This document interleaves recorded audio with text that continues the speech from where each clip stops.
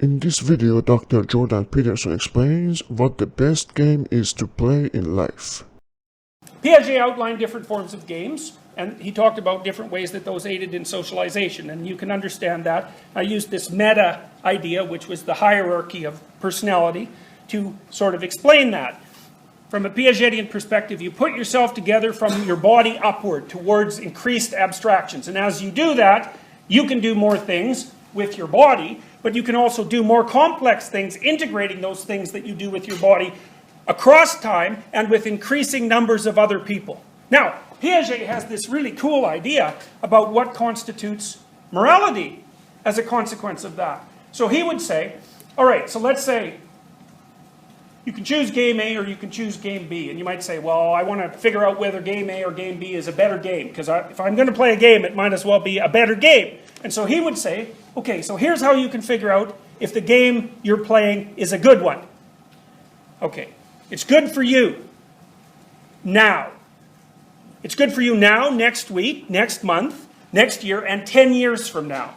So not only is it good for you now, but if you play it repeatedly, things get better for you. Okay, so that's a game where you're taking the future into account. It's not an impulsive game. You know, like if cocaine is really, really good for people for about a day, but over a week or 6 months or 5 years, it's a degenerating game.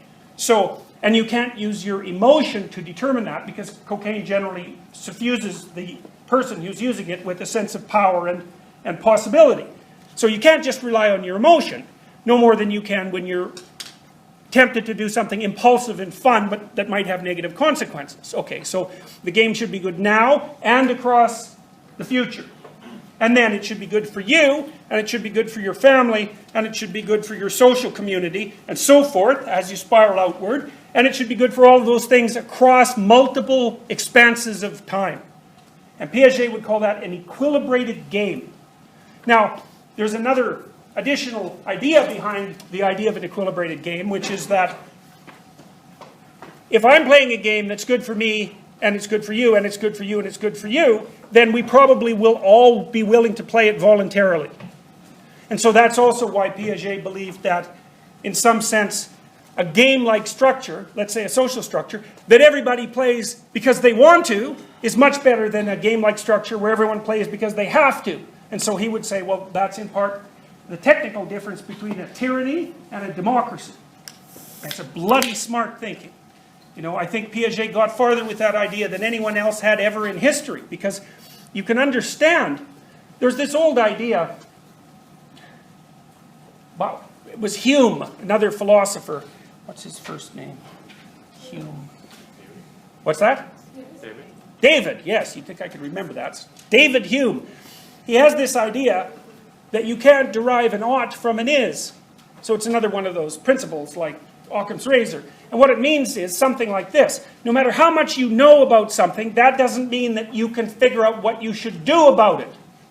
So here's an example. Let's say we know AIDS is a problem, we know cancer is a problem, we know heart disease is a problem, we know poverty is a problem, etc. There's all these problems. How do you determine how you would allocate resources to those different problems? Well, it's a very, very difficult problem to get at from a scientific perspective. And the reason for that is that, well, there's all these variables that you would have to equate. Imagine you built a spreadsheet. And so you were thinking, okay, which is the most troublesome of these things? And then, you know, which could we solve with the least amount of money? Well, the problem is that to determine whether something is troublesome, you still have to make a value judgment. Like, there's no way you can get to the bottom of the problem without introducing the problem of value judgment.